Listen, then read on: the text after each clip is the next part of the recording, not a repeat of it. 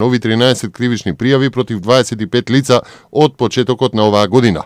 Од воведувањето на кривичното дело злоупотреба на визната либерализација поднесени се кривични пријави против 59 лица, истакна Гордана Јанкуловска, министерката за внатрешни работи на форумот за внатрешни работи и за правда Европската унија Западен Балкан.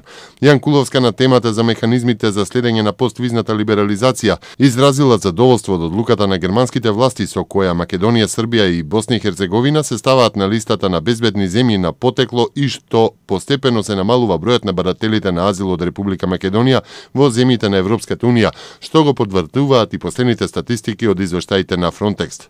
Во однос на тероризмот и регрутирањето странски борци, Јанкуловска на Министерскиот форум нагласи дека државите се повеќе се загрижени за својата безбедност од феноменот на странските терористички борци. Несомнено, справувањето со овој проблем наметнува сеопфатен пристап кој ќе обедини мерки за спречување на радикализацијата која води кон тероризам, пресекување на финансиската поддршка на терористичките организации, енергична борба против насилниот екстремизам, како и промовирање на политичка и верска толеранција, додаде Јанкуловска. Грчките медиуми денеска објавуваат мапа изготвена од Институтот за бугарски јазик во Софија, според која во голем дел од северна Грција се зборува бугарски. Во Грција на оваа мапа се гледа како на провокација, особено поради тоа што е изготвена од официјален институт. Картата на бугарските дијалекти ја изработил тим научници од Институтот за бугарски јазик при Бугарската академија за науки и ја опфаќа целата бугарска јазична територија, а вклучува и аудиозаписи и описи на индивидуални говори. Проектот е реализиран со финансиска поддршка на оперативната програма Развој на човечките ресурси, кофинансирана од Европскиот социјален фонд на Европската унија.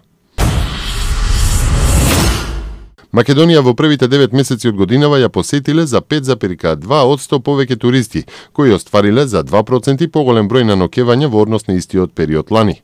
Бројот на домашни туристи е зголемен за 3, а на странските за 6,9%, објави Државниот завод за статистика. Во земјава во октомври годинава вкупно престојувале над 62.000 туристи, кои оствариле над 143.800 ноќевања, односно статистички 1,3% повеќе туристи и 3,9% повеќе ноќевања во споредба со истиот месец лани.